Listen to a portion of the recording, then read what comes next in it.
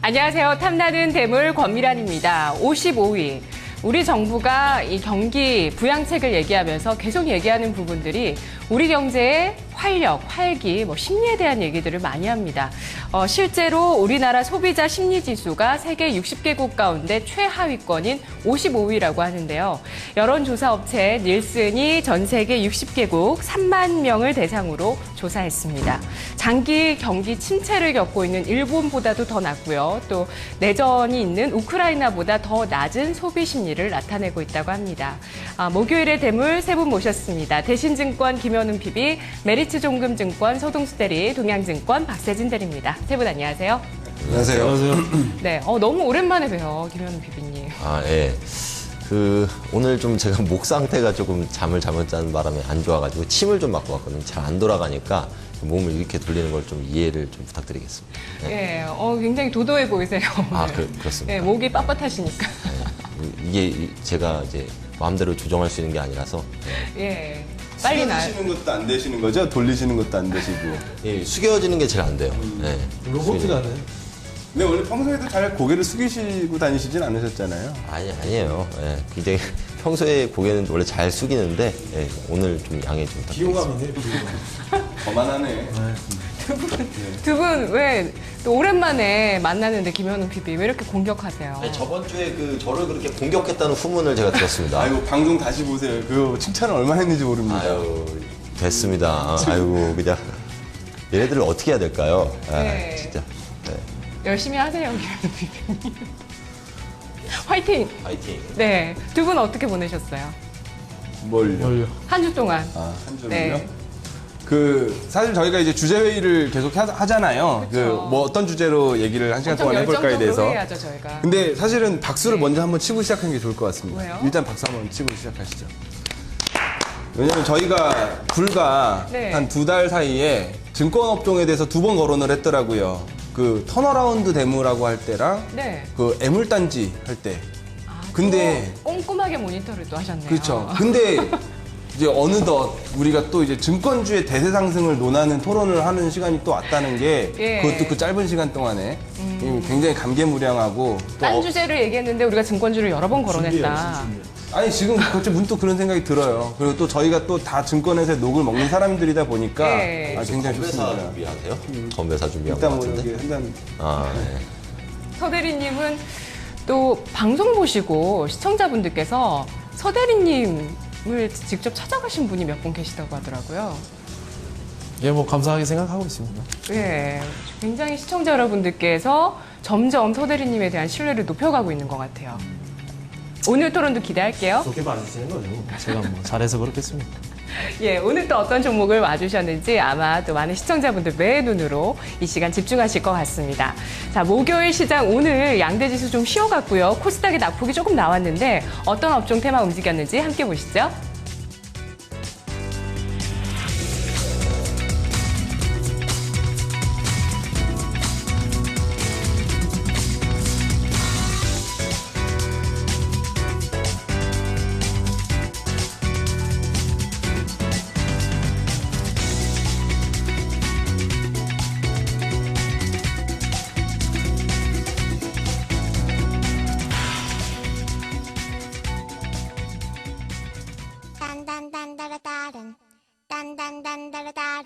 지난해 업황 악화로 지지부진한 흐름을 보였던 증권주가 최근 반등할 조짐을 보이고 있습니다. 증권사들의 실적 개선과 정부의 경기 활성화 정책 수혜가 예상되기 때문입니다.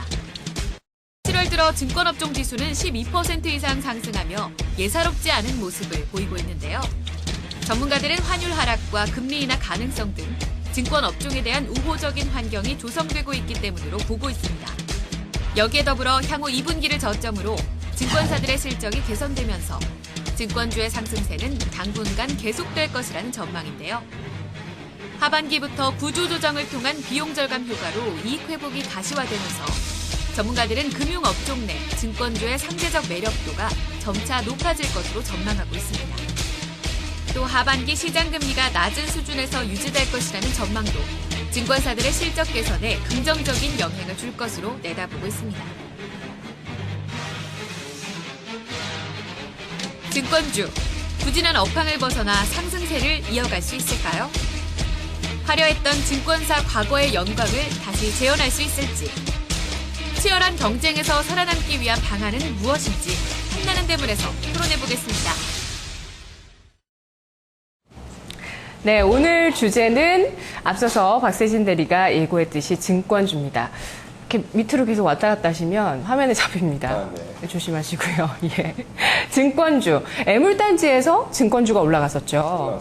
그러니까 애물단지에서 이제 좀 대물이 될 수 있을 거라는 시각을 예전에 이 팀에서 좀 얘기해 주셨고요. 오늘 이제 증권주가 사실 추가 상승할지 지금은 또 많이 궁금하실 것 같습니다. 핵심 차트, 지금 증권업을 이야기하는 차트가 뭐가 있을지 살펴보도록 할게요. 김영희 PB님. 네. 네. 네, 최근 들어서 이제 증권주가 많이 올라왔는데요. 이제 이유를 그냥 간단하게 딱 한마디로 정리할 수 있는 차트를 가지고 나왔습니다. 네. 네, 일단, 임직원 수에 대한 이제 내용인데요. 2007년 수준으로 회귀한 임직원의 수, 즉, 지금까지 올라온 것은 어떤 이익의 개선이라기보다는 구조조정의 효과다. 뭐 이런 부분이 이제 가장 큰 대목이고요. 네. 지금부터는 좀 이익이 나와줘야 좀 차별화될 것이다라고 이제 생각을 하는 게 맞는 대목입니다. 사실 제가 다니는 회사도 그렇고 그리고 전사적으로도 사실 여의도증권이라고 하죠. 전 증권사가 이제 구조조정이 올해 화두였고 그게 실제로 이루어지다 보니까 이런 비용 절감 이슈로 어느 정도 이제 상승세가 나왔다라고 보시면 되고 M&A 이슈도 이제 이렇게 지속적으로 나왔고요. 그리고 그 다음 차트는 이제 인당 순이익 개선 전망 캡처 자료를 제가 이제 가지고 나왔는데요. 이제 어떤 메리츠 증권 연구원이 이제 최근 들어서 이제 반등이 이제 순이익 개선의 이제 신호다 이런 식으로 얘기를 하면서 이제 이런 내용들이 나왔는데 아직까지 인당 순이익 개선이 굉장히 크게 될 가능성이 높다라고 생각을 하고 있지는 않고요. 지금은 구조조정해서 네. 저렇게 인당 순이익이 올라가고 있는 건가요? 잠깐 반등 나온 거는 그냥 네. 구조조정의 효과라고 이제 보시면 되는데 제가 봤을 땐 구조조정이 더 본격적으로 나와야지 그리고 조금 더 비용 절감을 다 탈탈탈탈 해내야지 이제 네. 구조적으로 이제 개선 효과가 나올 수도 있고 그 다음에 이제 아직 탈탈 안 했다는 말씀이시네요. 아직도 남아있다라고 생각하고 있습니다. 그리고 실적이라는 것은 사실 거래대금이라든지 여러 가지 변수가 더 많기 때문에 이제 급격하게 이제 좋아질 가능성은 좀 드물지 않을까, 예, 그렇게 생각하고 있습니다. 예. 여기까지인가요? 예, 여기까지 차트? 말씀. 예, 두 가지 가지고 와주셨습니다. 구조조정의 효과가 반영되고 있는 것들이 지금 지표에서 실적의 순이익을 통해서 나타나고 있다는 점. 서동수 대리님은 어떤 차트 가지고 오셨나요? 예, 일단 첫 번째 차트 이전에 말씀을 좀 드리면 일단 지난 한 3, 4년 동안 국내 기업들의 총 순이익이 좀 그다지 크게 늘어나지 못했다라는 점을 한번 생각을 해봐야 될 것 같아요. 네. 한 5년 동안 항상 우리 코스피는 2,000원짜리였다는 얘기죠. 더 이상 거기에서 1,800원이 됐다가 2,200원이 됐다가 요 정도 수준이지. 이게 급격한 어쨌든 근본적으로 기업의 펀더멘탈이 개선이 전혀 되지 못했다는 점이 네. 어떻게 보면 증권에 대한 신뢰성 그리고 주식에 대한 뭔가 좀 성장성에 대한 의문점을 투자자들한테 많이 전가가 됐다라고 좀 보시면 될 것 같고요. 거래대금을 가장 어떻게 보면 좀 중요하게 봐야 될 거예요. 거래대금이 좋다는 건 증시가 좋고 언제든지 성장할 가능성이 있고 내가 돈을 투자를 하면 언제든지 먹을 수 있다라는 좀 자신감이라는 증거라는 게 거래대금인데 거래대금 보시면 아시겠지만 지속적으로 지금 감소하고 있는 추세들이 계속되고 있습니다. 네. 이번 3분기, 올해 3분기 같은 경우는 한 5조 정도는 나올 거다 이렇게 보고 있는데 사실 우리 한참 화랑기 됐을 때는 보통 9조에서 10조, 10조 항상 넘어갔을 때가 진짜 대부분이었을 때가 많았었는데 최근 같은 경우는 한 4, 5조 수준으로 절반으로 급감했다는 거죠. 급감했다는 것은 피자 한 판이 반판으로 지금 바뀌었다는 얘기예요. 먹어야 될 사람은 똑같이 있는데 말이죠. 네. 주식형 펀드도 네. 굉장히 위축이 됐습니다. 120조, 110조에 달했던 주식형 펀드 지금 잔거 60조대로 떨어져 있다. 반토막이 났죠. 거래대금도 반토막, 그리고 주식형 펀드도 반토막 이렇게 네. 나 있고. 이게 지금 펀드 설정액이 금융위기 이후 최저 맞나요? 최근에 그런 게 좀 보도화가 되더라고요. 그래서 그런 수준 아닐까요? 최저한데 네. 그거죠. 지금 굉장히 고착화돼 있어요. 박스권이 계속 왔다 갔다 하다 보니까 2,000포인트 넘어가면은 환매 대금이 이제 기계적으로 나오는 것들이 계속 반복이 됐었고, 네. 최근 이제 다시 이제 지수가 고점을 갱신을 하면서 그 환매 물량이 대거 쏟아져 나오면서 지금 저점을 좀 형성을 해 있는 상황이다. anyway, 그래서 뭐 연결을 해서 네. 뭐 아무튼 사람들에 대한 투자자들에 대한 선호도도 지금 펀드를 통해서 이렇게 굉장히 안 좋아진 상태도 보실 수가 있을 것 같고, 실제로 여기서 플레이를 하고 있는 60개가 넘는 증권사들의 순이익 추이도 보시면 아시겠지만 이거 한참 잘 나갈 때 대비해서 지금 절반 수준 이하로 지금 떨어져 있다고 보시면 됩니다. 그리고 지금 자본 잠식을 하고 있는 회사들도 한 6, 7군데가 있고요. 실질적으로 지금 M&A 시장에 표면적으로 나오지 않았다 뿐이지 60개 증권사 중에서 20개 이상이 지금 매물로 나와 있는 그런 상태거든요. 이거는 우리가 해서 돈을 벌 수가 없다라고 판단하는 쪽이 굉장히 많아졌다는 얘기죠. 그런데 실제로 아까 임직원 얘기했지만 임직원 숫자가 우리가 한참 잘 될 때 44,000명까지 정도까지 갔었어요. 네. 근데 지금 보니까 한 38,000명까지 지금 떨어져 있거든요. 그래서 많이 구조조정이 된 거는 우리가 실질적으로 필드에서 느끼기에는 아는 사람들이 많이 나갔구나 이렇게 네. 느끼지만 솔직히 총 수는 지금 10%밖에 안 줄었다는 얘기입니다. 거래대금, 펀드, 잔고 그리고 뭐 이런 것들이 반토막으로 남았는데 이건 10%밖에 줄지 않았다? 이건 바로 이어지면 판매 관리비, 판관비, 회사 사람들 뭐 지점을 돌리고 회사 운용을 하고 기본적으로 임금을 주고 뭐 이렇게 하는 그런 비용 자체 이런 것들이 전혀 하방으로 떨어지지 않았다는 거죠. 아까 회사의 고통이 지금 임직원한테는 분담이 좀 최대한 덜 되고 굉장히 임직원들이 많이 보호가 되고 있는 지금 상황이다라고 보실 수가 있어요. 어떻게 보면 네. 10%밖에 안 됐다는 거는. 네. 그래서 판매 관리비도 우리가 진짜 잘 나갈 때는 이 판매 관리비가 뭐 진짜 많이 필요하겠습니다만 지금 이것도 지금 한참 좋을 때 화랑한 게 80% 수준이다. 이거는 사실 우리가 아직 정신을 좀 못 차리고 있는 게 아닌가 이런 생각이 좀 들거든요. 아니 우리의 임금을 줄이든 아니면 우리가 피자 반판으로 지금 배고파 죽겠는데 모두가. 네? 그래서 어떻게 해야 될지 참 다이어트를 해서 그러니까 허리띠를 졸라매야 된다는 말씀이신 것 같아요. 머리띠를 지금 졸라매야 되는 상황인데 아직 그건 지금 졸라맨 것도 아니다. 시작도 안 했다라고 좀 볼 수가 있죠. 네. 이렇게 증권업이 어려워지다 보니까 계속 박스권에 놓여있다 보니까 지금 뭐 피자 반판 비유를 해주셨지만 시장을 피자로 진짜 비유하면은 반판 남았는데 다 식어서 맛없어 보이는 그래서 많은 그 투자자분들이 조금 아직은 주식시장에 대해서 좀 외면하고 있는 모습인 것 같은데. 그거 피자로 하면은 그것 되게 맛있는 부분 있잖아요. 베이컨, 고기 이런 거 이거 다 빼먹은 거예요. 일단 반판 남았는데도. 상태가 굉장히 안 좋은 거죠. 그래서 지난번에 도움만 남은 상태. 증권주 얘기를 할 때, 좀 주식이 잘 갔던 증권주 같은 경우는 뭐 구조조정도 했지만 자기만의 특화된 것을 뭔가 살려나가는 증권사. 그래서 앞으로 증권업도 그렇게 갈 것이다. 살아남기 위해서 어떤 좀 더 특화된 어떤 그런 것들을 좀 더 발전시켜 나가는 업체들이 살아남을 것이다. 이런 얘기들도 많이 했었는데요. 박세진 대리님. 예, 그래서 저희가 실질적으로 증권업종을 생각할 때 일부 시장에서 저희가 기계적으로 어떤 지표와 같이 연동돼서 움직이는 섹터를 생각할 때 가장 대표적인 게 증시와 증권주가 될 수가 있잖아요. 그러니까 예를 들어서 고려형 같은 경우에 저희가 금값을 대표적으로 생각을 네. 하죠.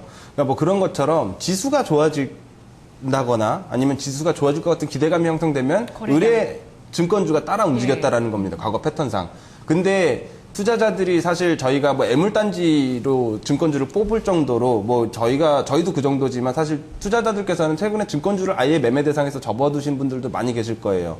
그랬던 게 지수 상태, 과거에 뭐 1000포인트, 1500포인트, 2000포인트를 다 경험을 해봤지만 지금 2000포인트, 그래도 지수는 2000포인트에서 1900포인트 사이를 계속 유지하고 있는 동안에 증권주의 레벨은 과거와 현저하게 떨어져 있었다라는 겁니다.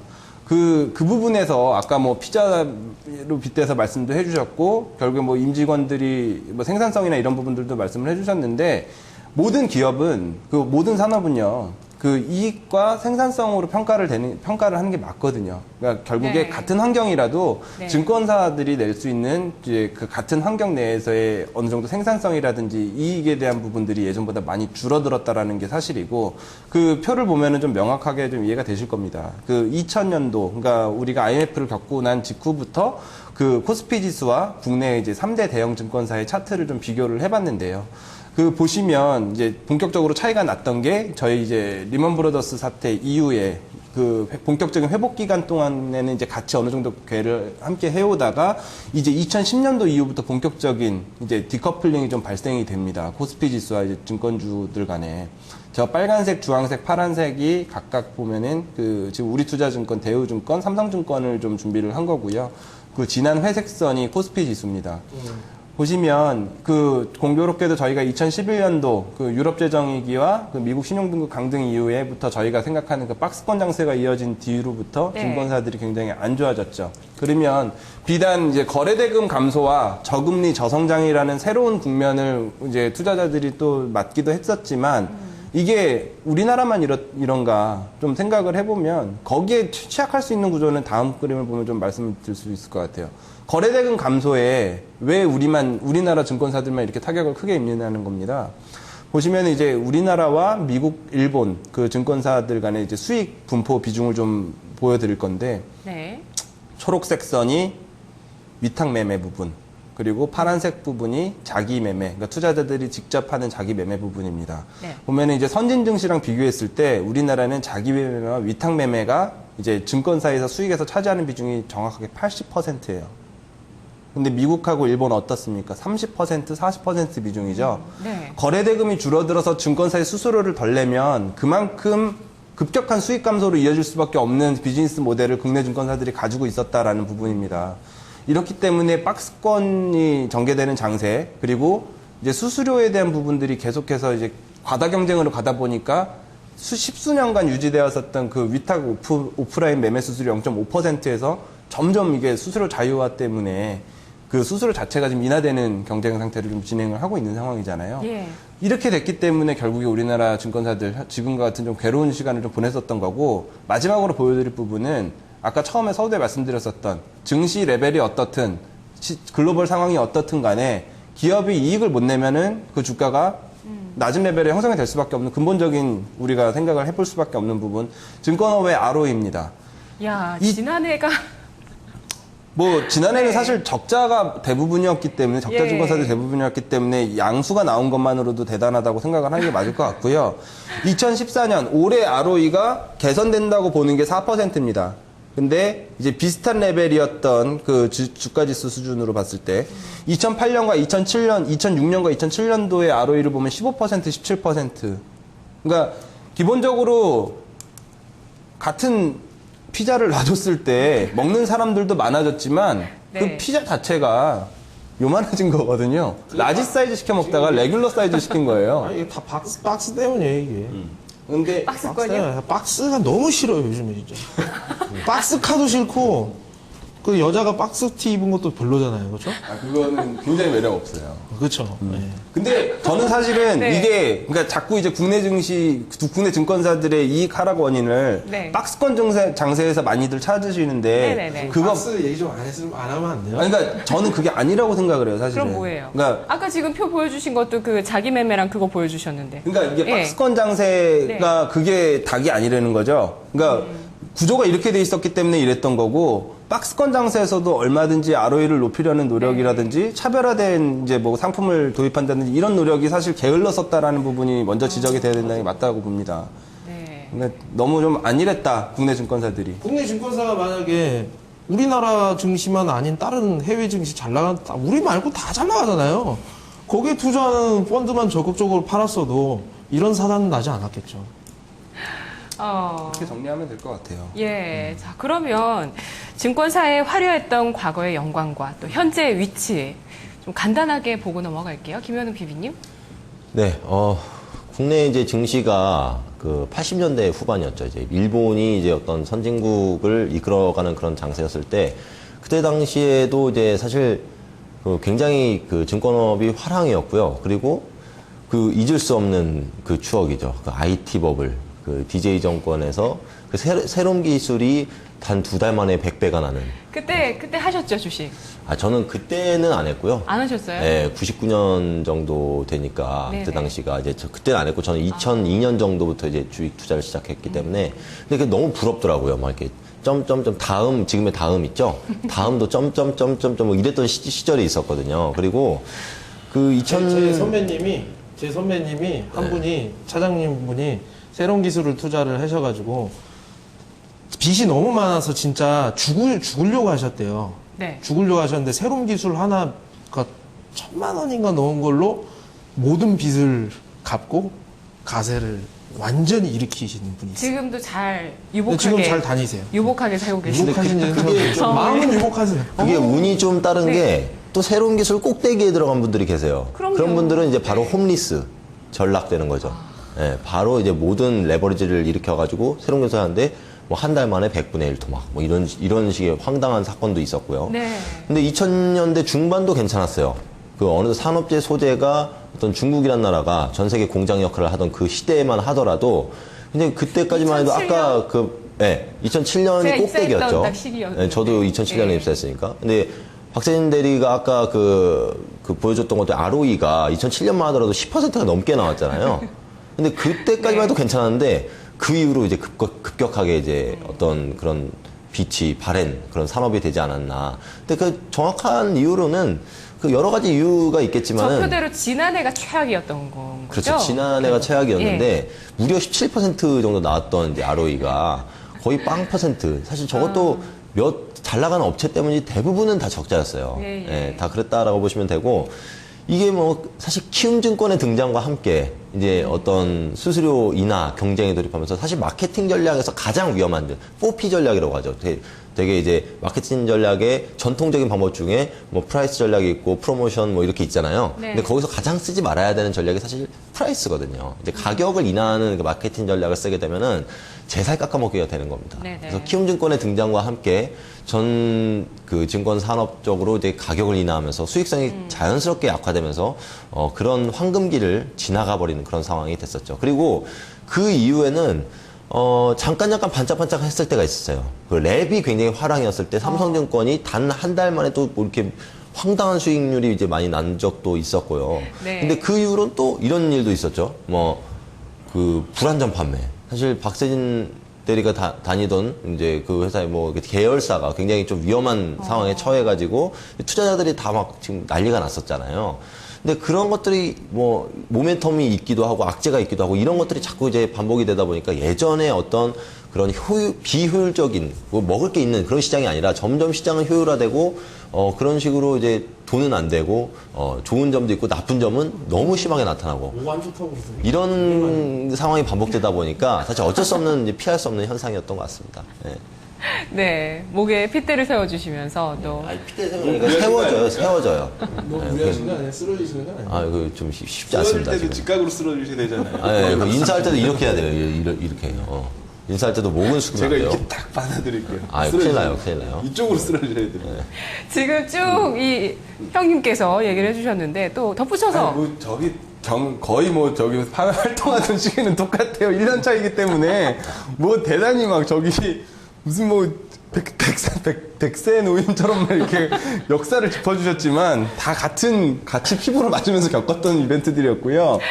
덧붙여서 조금 말씀드리면 네네. 키움증권이 나온 이후로 뭐 가격 경쟁에 복착하면서 이렇게 됐다. 그게 이제 증권회사들의 ROE가 낮아진 가장 큰 원인이다라고 했는데 그 사실 뭐 일부는 맞지만 어떻게 보면은 피할 수 없는 부분이었어요. 근데 그럴 때 맹목적으로 가격 경쟁만 하는 게 아니라 진짜 무기를 만들어 놨어야 되는 거 아닌가요? 그렇죠. 각 회사마다? 그거에 게을렀던 네. 게 이제 지금의 패착 요인이라고 저는 생각을 하고요. 그리고 어차피 키움증권이 아니라 IT 기술이 발전을 했기 때문에 그 굳이 증권사를 가서 직원에게 그렇죠. 그 비싼 수수료를 그러니까 만약에 이제 서동수 대리님 같은 좋은 만약에서 그 이게 회안을 가지고 있는 그 파트너와 같이 뭐 투자를 하는 개념이 아니라 단순히 내가 사고 싶은 주식을 가서 주문표를 내면서 사는데 거기다가 이제 동일한 수수료를 적용을 한다라는 거에 익숙해져 있었죠 증권사들이. 네. 그러다가 이제 IT 기술의 발달로 뭐 자기매매, HTS 이런 뭐 창구들이 여러 그런 가지 생기다 선견 보니까 지명만 좀 있었어도 미리 대비할 수 있는 부분도 있었을 것 같아요. 그러니까 이런 부분들 부분들 때문에 어차피 기술의 발전 때문에 수수료율은 계속해서 지킬 수 없었던 부분이었을 거고, 그리고 일본이나 미국도 다 같은 과정을 겪었습니다. 근데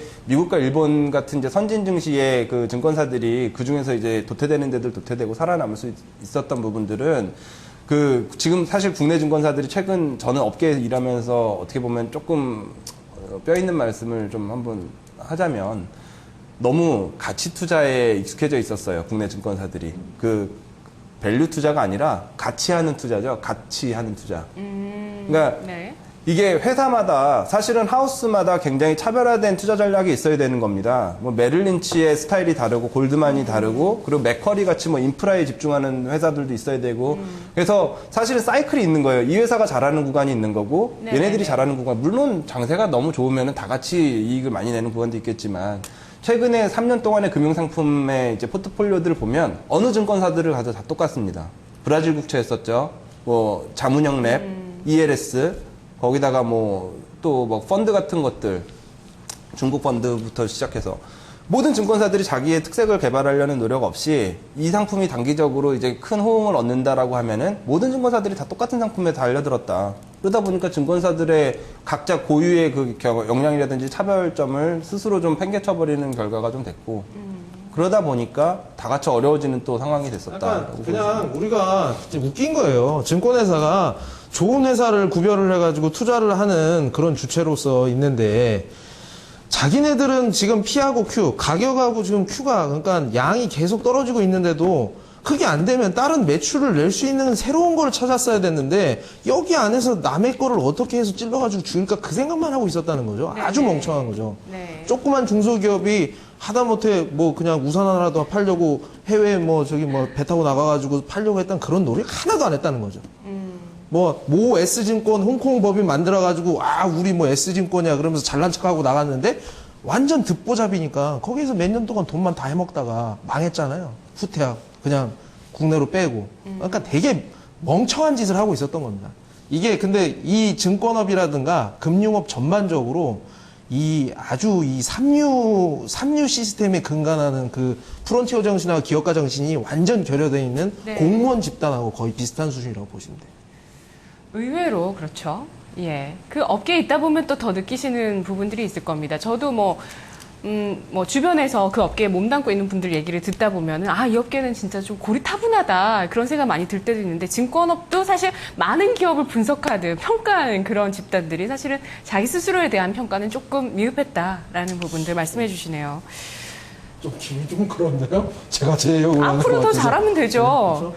네, 그럼요. 이런 위기를 기회로 삼으면 되지 이런 게 않겠습니까? 전화위복이 되는 거죠. 그럼요. 위기에 대한 위기의식이 인식, 꼭 반드시, 여러 가지 사건들을 통해서 우리에게 좀 경종을 울리는 거죠. 그러면, 과연 앞으로 증권사들이 살아남기 위해서 어떤 새로운 비즈니스 모델을 내고 있는가, 현황도 좋고요. 앞으로 이런 비즈니스 모델이 필요하지 않을까, 제안도 좋을 것 같아요. 김영웅 PB님? 네, 저는 그렇게 생각합니다. 모든 증권사들이 다 마찬가지인데, 리테일은 리테일, 그리고 IB는 IB, 운용은 운용, 리서치는 리서치, 이게 아니고요. 네. 사실 이제 모든 증권 산업의 어떤 부서 간의 벽이 허물어지고 있고, 심지어 금융사 간의 벽도 허물어지고 있고요. 방카슈랑스를 보험도 팔고, 은행도 팔고, 증권도 팔고 하는 것처럼. 그리고 어떤 본사 부서와 리테일 부서와의 어떤 그 경계도 허물어지고 있어요. 그런 얘기는 무엇이냐. 결국에는 제 생각에는, 이 프리미엄 브로커라고 할까요?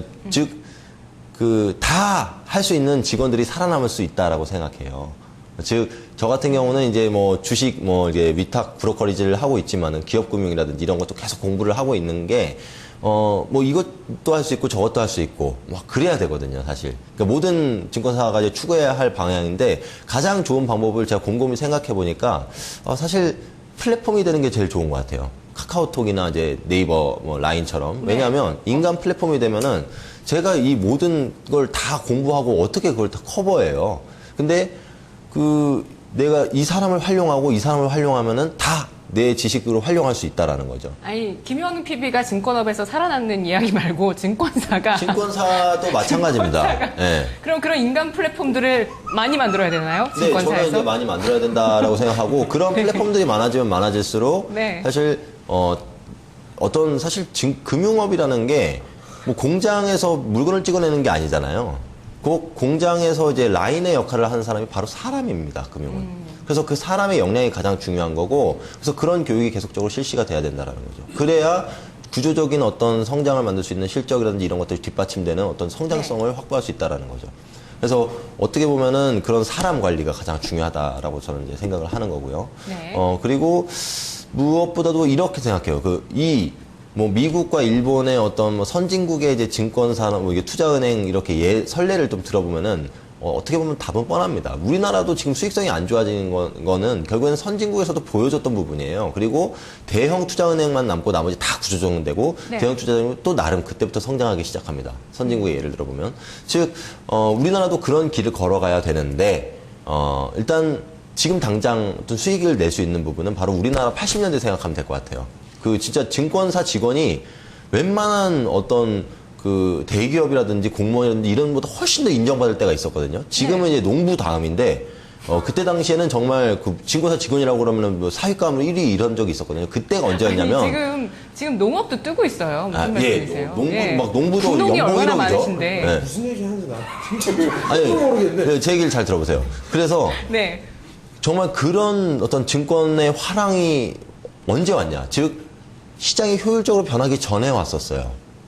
우리나라는 많이 효율적으로 변했기 때문에 그런 화랑이 오려면 시간이 많이 걸릴 가능성이 높다는 거죠. 그래서 별로 증권 어떤 산업, 금융산업이 발전하지 않은 나라들 있죠. 네. 동남아나 이런 데를 먼저 선점해서 거기서 사업을 하는 것이 좀 수익성이 좀 먼저 기반이 될 그런 것도 가능성이 괜찮을 것 높습니다. 같은데요? 네. 해외 진출을 네, 해외 해외 진출 진출인데 중에서도 동남아 쪽에서 미국을 할 필요는 없고 그러니까 인간 네. 플랫폼 그리고 네. 해외 진출. 해외 진출. 그렇죠. 그렇게 정리하면 사람이 제일 중요하다. 비효율적인 자본시장을 갖고 있는 국가에 진출하는 그런 거. 부분에 있어서 먼저 진출하면 당장 돈은 될 가능성이 높다는 거죠. 예.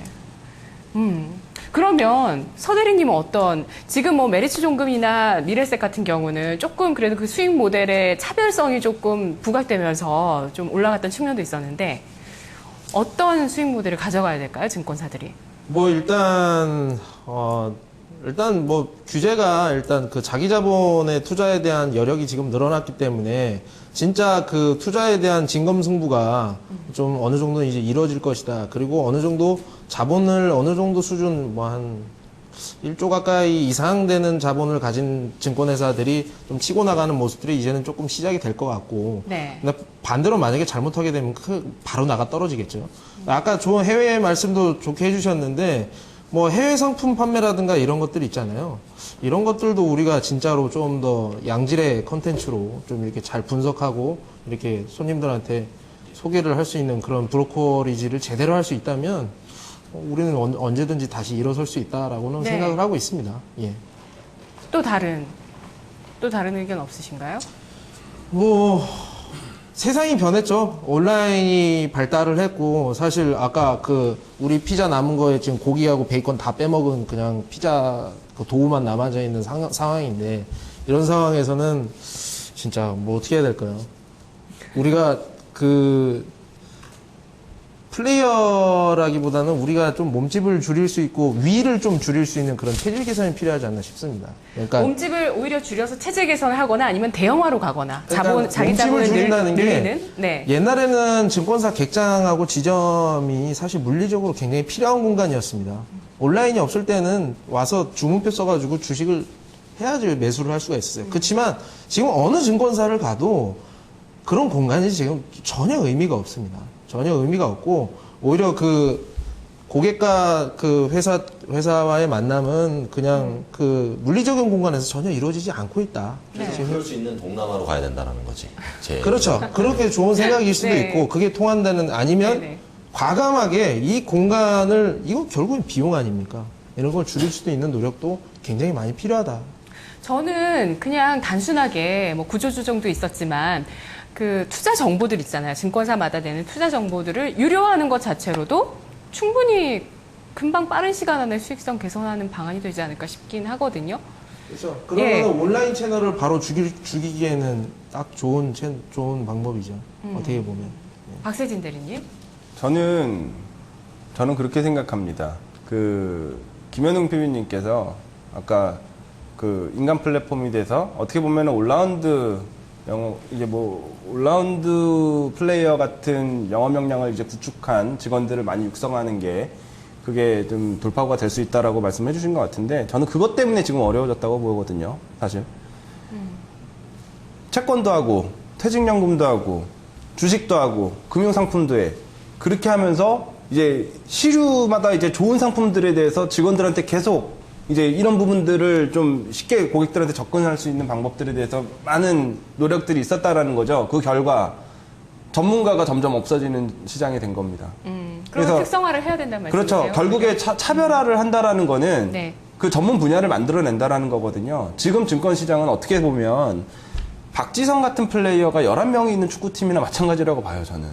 그러니까 그게 이상향인 것처럼 지금까지 한 2, 3년, 최근 2, 3년을 달려왔다라고 보여지는데 그게 아니죠, 실제로는. 이것만 수비만 전문적으로 잘하는 사람이 있어야 되는 거고 공격만 전문적으로 잘하는 사람이 있어야 되고 전략 전술만 짜는 사람도 밖에서 또 제 역할을 해줘야지 그게 팀이 돌아가는 겁니다. 그래서 플랫폼이 된다는 건 좋아요.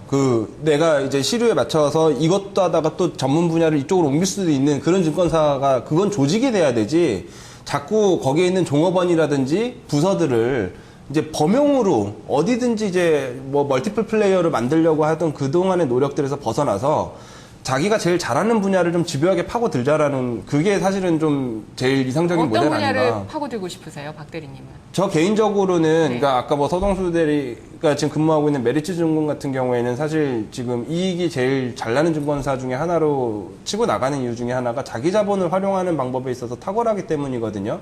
리테일 영업으로 지금 크고 있는 회사가 아닙니다. 또 김현웅 PB가 근무하고 있는 대신증권 같은 경우도 돌파구는 결국에 이제 금융주치 서비스를 위시한 이제 고객 다면화된 상품 서비스 이런 것들을 기반으로 가고 있는 거고요. 저 개인적으로는 사실은 저는 이제 고객의 이제 애널리스트가 되는 컨셉으로 가야 된다고 봐요, 저 개인적으로는. 네네. 제가 제일 잘할 수 있는 거는 그거기 때문에. 네. 저는 주식을 파는 것보다 논리를 파는 게 맞다라고 생각을 하고 있는 거고. 그래서 결국에 증권사들이 차별화를 하기 위해서는 쳐낼 건 과감하게 쳐내고 네. 전문화된 분야를 만들어서 그걸 팀제로 만들어서 육성을 시키는 그런 분야로 좀 가는 게 좀 맞지 않나. 예. 그렇게 봅니다. 자, 지금 증권주가 이제 최경환 호의 정책과 거래소의 정책 이런 것들이 이제 부동산뿐만 아니라 증시도 살려야 된다 쪽의 방향이고요. 그리고 그런 정책 기대감에다가 연고점 경신에다가 저평가 매력까지 부각되면서 지금 많이 올라왔고 오늘은 조금 건설보단 나았지만 좀 내렸거든요. 그러면 앞으로 대물이 될까? 어떻게 생각하시나요? 김현웅 PB님. 간단하게. 대물은 좀 어려울 것 같습니다. 일단 지금까지 올라왔던 것 자체가 구조조정 효과이기 때문에 앞으로는 이익이 철저하게 개선이 돼야 된다라는 거고 일단 박 대리님이 아까 오히려 이제 제너럴하게 가는 거는 잘못했다라는 거에 대해서 간단히 말씀드리면은 저는 지금까지 굉장히 어떤 행태 자체는 박 대리님이 말씀해 주신 것처럼 그렇게 됐는데 그거의 업그레이드 버전을 저는 말씀드린 거예요. 사실 스페셜한 부분이라는 것 자체가 굉장히 전문화되고 이런 것도 당연히 필요한 부분입니다만 사실 전문화된다라는 것이 더 중요한 거예요. 오히려 이 리테일만 한다고 해서 리테일만 리테일만 강조하고 이러면 네. 오히려 더 위험하다. 네네네. 뭐 하나 무기를 가져야 된다라는 얘기죠. 오히려 저도. 네. 말 이해를 잘 못하신 것 같아서 한번 이제 말씀드립니다. 네. 종목 얘기로 또 순위 오늘 좋은 순위 받으시길 기대하면서. 되게 2주 만에 나오셔가지고 이게 막 엄청 하고 싶으신가 봐요. 대물 출연자들이 다 그러세요. 쉬는 동안 너무 말하고 싶었다고. 저는 네. 별로 그런 건 아니에요. 네. 님들처럼 그렇게 입이. 네, 서 대리님은 대물이라고 생각하세요? 뭐 한 중박 네. 정도는 될 것 같고요, 결론적으로. 일단 우리가 아직 쳐내야 될 게 너무 많이 남아 있어서 네. 일단 2분기에 구조조정 굉장히 많이 돼요. 많이 됐었고 비용도 많이 떨고요. 그래서 3분기하고 4분기 상대적으로 분명히 좋을 겁니다. 그리고 국가 정책도 지금 LTV라든가 이런 쪽에서 부동산에서 금융자산 그리고 시가 배당률을 높인다는 점에서 외국인들의 투자들이 늘어날 수 있다는 점 어떻게 증시의 매력도를 높이는 지금 팩터들이 지금 많이 트리거는 많이 당겨져 있는 네네. 상태예요. 그렇기 때문에 일단 지금 단기적으로 이게 완전히 금방 빠지고 하지는 않는데 정고점을 가지 못하더라도 중박 수준은 일단 중기 추세는 충분히 갈 수 있다. 예. 올해 말까지는 좀 말까지. 괜찮게 봐도 되지 않을까 올해 싶어요. 말까지라도. 네. 내년은 잘 모르겠습니다. 중박이네요. 네네, 중박. 중물이네요. 중물. 네. 박세신 대리님, 대물입니까? 대물이 될 수 있는 회사들이 네. 분명히 나올 겁니다. 그러니까 이게 업종 자체는 사실 대물이 되기는 이제 네. 좀 어렵다라고 보는, 저도 의견은 같이 하는데요, 두 분하고. 올해 지금 사이클, 특히 이제 뭐 2기 경제팀 출범, 뭐 이런 부분으로 인한 규제 완화와 뭐 증권사들의 구조조정을 통한 턴어라운드, 이걸 가지고 지금 대물이 될 수는 없어요. 근데 과거 한 10년 정도 동안 우리 그 국내 은행들이 겪었었던 그 엄청난 판도 변화, 먹히고 하면서 그 덩치가 큰 은행들이 태어나고, 그것보다 더 큰 변화가 저는 증권업계에서 앞으로 향후 5년에서 10년 사이에 반드시 일어날 수밖에 없다고 생각을 하거든요. 네. 그 과정에서는 어떤 회사는 엄청난 대물이 될 것이고, 또 지금의 뭐 당연한 강자로 생각했었던 회사들 중에서 굉장히 사세가 작아지는 회사도 있을 것이라고 생각을 합니다. 예. 자, 그러면 증권주 가운데 앞으로 대물이 될 만한 종목, 진정한 대물 혹은 정말 연말까지 이 추세를 타면서 올라갈 수 있는 대물 어떤 쪽일까요? 세 분의 순위 보겠습니다. 네, 오늘 키워드 맵은 생략해야 될 것 같아요. 벌써 시간이 이렇게 됐네요. 박세신 대리는 1위 키움증권, 2위 우리투자증권, 3위 메리츠 종금증권, 서동수 대리 1위 대우증권, 2위 한국금융지주, 3위 키움증권을 가지고 오셨네요. 네, 김현웅 PB는 1위 메리츠 종금증권, 2위 대우증권, 3위 대신증권입니다. 제가 키워드 맵의 마지막 그 단어가 인수 부담 대 가격 매력 이렇게 했거든요. 그러니까 최근에는 메리츠 종금증권이나 미래에셋증권이 인수하는 게 생겼잖아요. IM이랑 그다음 미래에셋 생명이 생겨서 좀 부담이 있고 이제 가격 매력이 있다. 현대증권, 대우증권, 우리투자증권 이쪽이 좀 최근에 올라갔거든요. 자, 뭐 골고루 섞여 있는 것 같아요. 그런 식으로. 자, 네, 메리츠와 키움이 조금 많습니다. 대우까지. 어떤 종목 올릴까요? 일단 제가 대우증권을 가져오게 된 거는 중박 그 말씀드린 거기에 포맷을 맞춘 거고요. 네. 아무래도 정책 효과라든가 이런 것들은 그래도 지금 국내 1위를 하고 있는 이런 쪽이 강력한 이제 레버리지는 NH가 아니라 1위 하잖아요. 우리투자증권. 대우증권이 합치면. 1등이죠, 그래도. 이제 아직은 그거는 네. 이제 우리가 볼 건 아닌 것 같고 그 이후로 만약에 되면은 그때나 볼 일이고 네. 일단 이런 중박은 대우증권이 가져가지 않을까 저는 봅니다.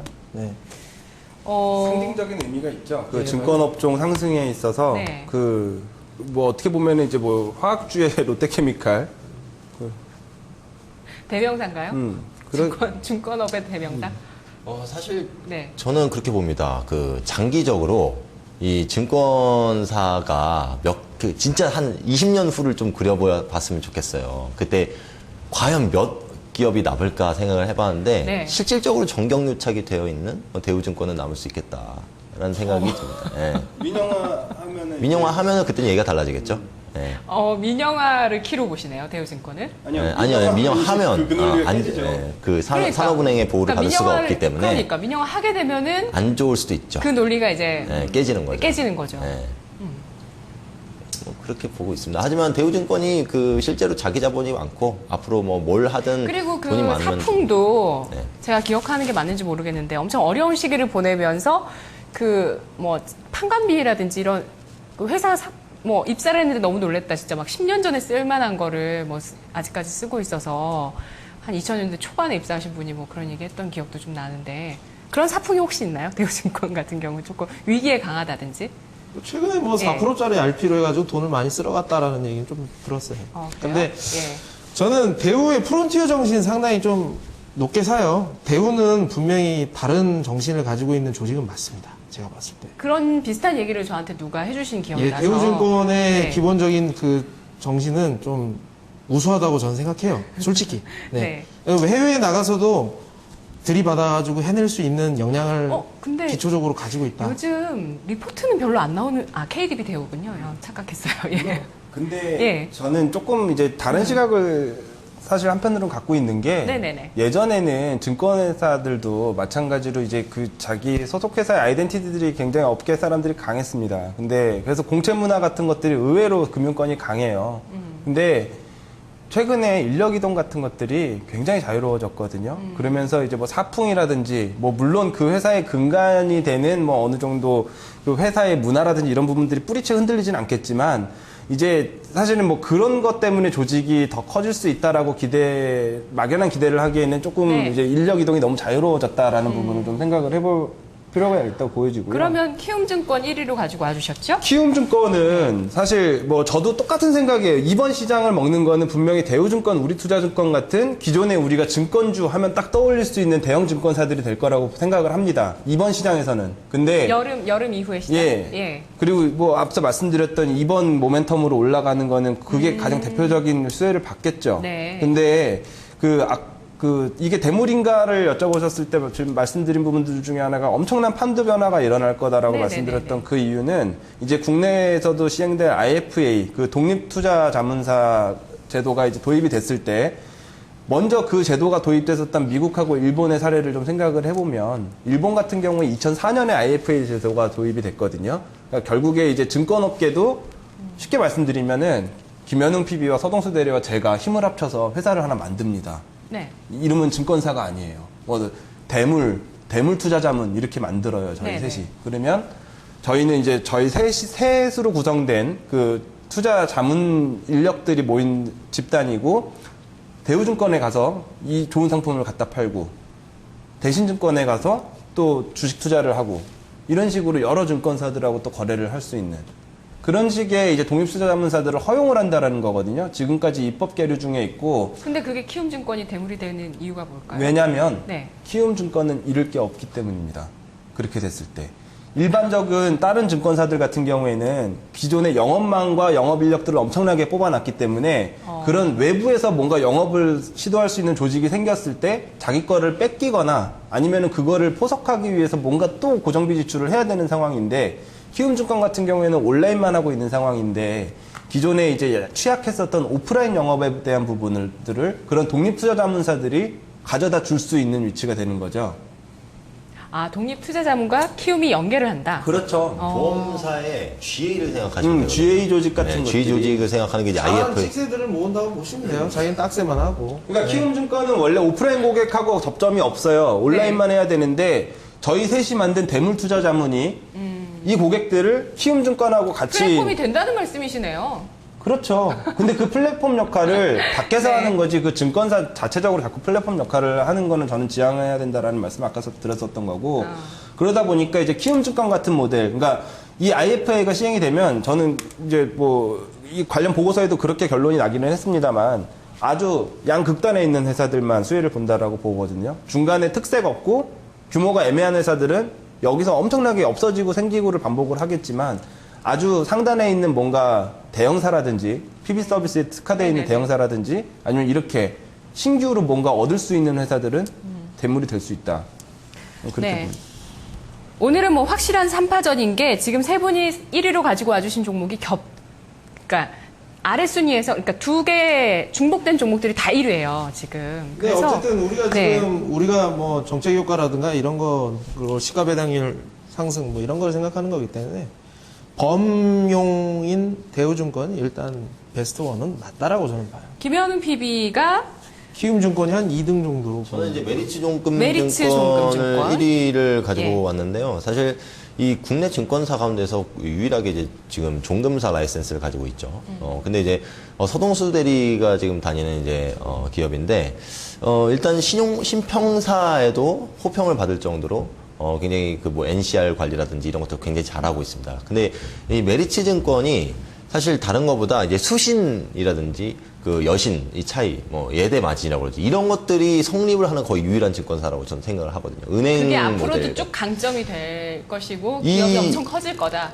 종금 CMA뿐만 아니라 리스라든지 대출이라든지 이런 업무에 굉장히 특화돼 있죠. 그러다 보니까 메리츠 증권 같은 경우는 이 거래대금 급감 이런 거랑 상관없이 고 ROE를 거의 유일하게 유지하고 앞으로도 있는 ROE가 거고요. 계속 높아질 거다.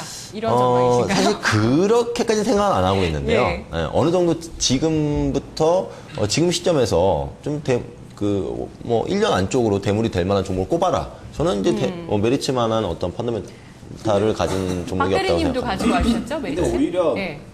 저는 그렇게 보는 게 그렇기 때문에 지금 어려운 증권 회사들을 제치고서는 대물이 됐다라고 보거든요, 저는. 그러니까 거래 대금이 급감하는 상황에서 뭐 앞서 말씀해 주신 뭐 저기 예대 마진뿐만이 아니라 사실 NPL 같은 이제 뭐 부실 채권이라든지 아니면 PI 이제 고유 자산 운용 이런 부분에서 리테일을 놓고도 본사에서 벌어들이는 수익만으로도 그 크게 수익성을 개선을 좀 시킬 수 있었기 때문에 사실 그동안 차별화돼서 대물이 됐다고 봅니다. 그러니까 어떻게 보면 저희가 지금 아까 세 개로 압축된다고 말씀해 주셨잖아요. 메리츠, 대우, 키움이죠. 시간순이라고 봐요. 지금 대물이 된 메리츠.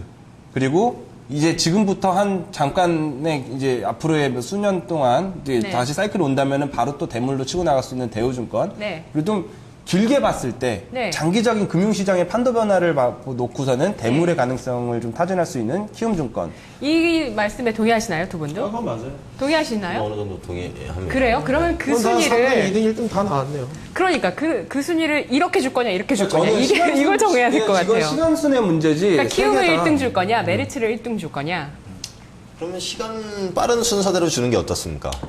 빠른 순서대로요? 그러니까 저도 아니, 그 업사이드가 없잖아요. 아니 그게 그냥 저희가 말씀을 드렸으니까 시청자 여러분들께서도 지금부터 상승 여력으로 1, 2, 3위를 정하는 게 아니라 네. 결국에 메리츠 종금증권이 지금의 시세를 만들면서 보여줬던 그 차별화 포인트가 네. 앞으로 증권업계가 가져가야 할 과제라고 이해를 하시면 될 것 같고 저는 저는 또 그 서대리님이 키움을 가지고 와주신 게 의외였어요. 저는 지난번에 서대리님의 어록 중에 키움 같은 증권사 때문에 하면서 엄청난 맹비난을 해주셨던 기억이 있는데 오늘 3위로 가지고 와주셨는데 그 좀 코멘트 들어볼게요. 예, 플랫폼 자체는 네. 인정할 수밖에 없는 거고, 사실. 저는 결국에는 저희 같은 브로커라든가 프라이빗 뱅커가 결국에는 많이 구조조정은 되겠지만 절대 기계로 대체 못한다는 건 전 정확하게 알고 있거든요. 그래서 키움증권도 3위 이상은 더 이상 못 주겠어요. 왜냐하면 네. 아무리 많은 양질의 정보를 손님한테 집어 던지고 수수료를 줘도 절대 수익 내는 수 있는 시장이 아닙니다. 결과적으로 무너져요. 저는 이제 키움증권 한다고 해가지고 저는 주식 잘한다고 하는 사람, 아주 잘하는 선수들이 키움증권 써서 수익을 극대화시키는 건 봤는데 키움증권 쓴다고 그래가지고 수익 많이 나는 사람 본 적이 없어요. 그리고 저는 키움증권의 그 영웅문에 대한 확신을 사람들이 갖고 있는데 저는 달라질 판도 변화가 있을 수도 있다라고 보고 있습니다. HTS 자체도 HTS의 초창기 모델은 사실 대신증권의 유사이버스거든요. 네네. 근데 그러면은 지금까지 대신증권 유사이버스가 1등 하고 있어야지. 그게 아니잖아요. 근데 그게 아니고 키움증권의 영웅문이 계속 된다? 그거는 아니라고 봅니다. 사실 이 윈도우에서 오히려 뭐 그 맥 에어라든지 이런 지금 데다가 깔면 모바일 또 될 수도 있는 거예요. NTS에서는 누가 1위예요?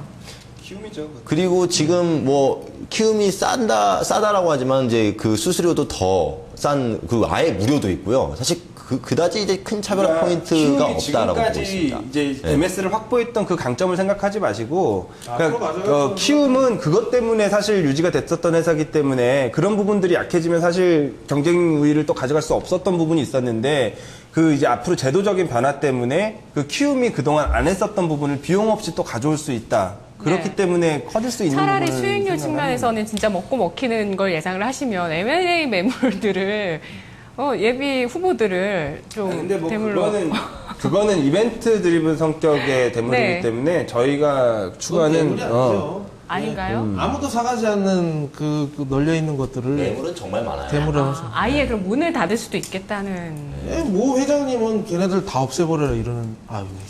헐값 매각으로 이어질 가능성이 높아요. 사실 이렇게 그러면은 되다 보면. 수익이 주식 투자에서도 수익 나기 어렵나요? 어렵다고 봐야 될까요? 이게 뭐 좋은 조건으로 인수 확정되는 게 키움증권은 아니라 앞으로 네. 오프 쪽으로 굉장히 중점을 둬야 될 겁니다. 그래서 네. 마진이 떨어질 수밖에 없을 거고 사세를 키우려면 저는 그런 구석은 많다고 봐요. 근데 키움증권이 가지고 있는 온라인 플랫폼에 대한 저거는 포텐셜은 인정해줘야 돼요. 또 인정해줘야 카카오톡하고 최근에 증권 서비스가 결합이 되면서 이제 또 우리가 이제 생각했었던 HTS, 그거 MTS 하다 말지 않았어요? 카카오가? 지금 하고 증권? 있죠. 하고 있어요? 카카오 증권 플러스 저도 좀 앱으로 좀 이용을 예, 일부러 해보고 있는데. 그런 대규모 플랫폼 들어오면 가장 위험한 게 또 어떻게 보면 키움증권이 아니, 키움증권이 하고 있지 않습니까? 그걸 키움증권이 카카오랑. 하고 아, 그래요? 네. 그러면 수익이 그쪽으로 일정 찍히나요? 부분 수수료를 가져가겠죠. 근데 결국에는 그 플랫폼이 키움증권만 하는 게 아니라 모든 증권사하고 15개랑 이렇게 맺으면서 네. 골라서 할 거예요. 그러니까 그다지 저는 모르겠다니까요. 이 영웅의 어떤 그런 그렇게 되면? 포텐 자체를. 일단 대우증권이 맞아요. 오히려 진짜 대우나 우리가 낫지 않을까 싶기도 그리고 하고. 지금 예. 구조 조정이 마무리가 된 것도 아니라고 생각합니다. 맞아요. 사실 구조 조정이 진짜 아직 멀었어요. 예전에 동서증권, 장은증권 그때 케이스 그리고 그 이후에 굿모닝증권, 신한증권의 케이스 이런 걸 합쳐봤을 때 네. 제대로 된 구조 조정은 M&A예요 결국. 근데 지금 M&A 되는 회사는 NH랑 우트밖에 우리. 없죠. 예. 뭐 명태 이런 걸로 이제 그 구조 조정이 완료가 되는 건 아니거든요. 그러니까 M&A 주체가 될 만한. 그러면 예. 오늘 최초로 이거를 가로로 놓지 말고 세로로 세 개를 놔줍시다. 안 돼요. 안 돼, 안 돼. 그건 안 그건 돼요. 안 되고. 예. 그럼 빨리 그런 사람을 생각 안 자체를 깨야 돼요. 세상에 결론은 없는 거예요. 그러면 그래도 낸다는 게 우리 또 대물의 매력이에요. 돈으로 가시죠 1등. 어떻습니까? 뭐 일단은 대우증권이 저도 그건 동의해요. 2위는 알아서들 하세요. 메리츠냐 키움이냐. 뭐 오랜만에 나오셨으니까 메리츠. 원하시는 대로 하시죠. 키움은 진짜 대물이 되거나 아니면은 그 포텐셜이 조금 예. 아까 제가 터지지 말씀드린 않거나. 것만 가지고 저희 회사 잠깐 말씀드릴게요. 자기 자본 제일 잘 활용하는 회사라고 그랬죠? 네. 이번에 만약에 IM투자증권 완벽하게 인수가 되면 7천억짜리 자기 자본에서 3천억이 추가되면 1조가 넘습니다. 네네. 네. IM 투자 저희는 아직 그림이 있습니다. 저희 회사는. 그래서 2등 투자하라는 말씀은 절대 아닙니다. 그래서 그래도 2등은 줘도 괜찮다. 그렇죠. 이 IM 정도 힘을 좀 투자증권도 사실 리테일 실어주십니다. 특화된 예. 회사가 아니에요. 네. IM 투자증권도 오히려 시너지가 날 수 있다라고 생각하고 굉장히 알짜 회사거든요, 사실. 알겠습니다. 자, 그럼 오늘 증권주 정말 네, 아주 열띤 토론 1위 종목 결국에 저희 선정했습니다. 1위는 대우증권이고요. 2위는 메리츠종금증권, 3위 키움증권입니다. 네, 시청해주신 여러분 고맙습니다.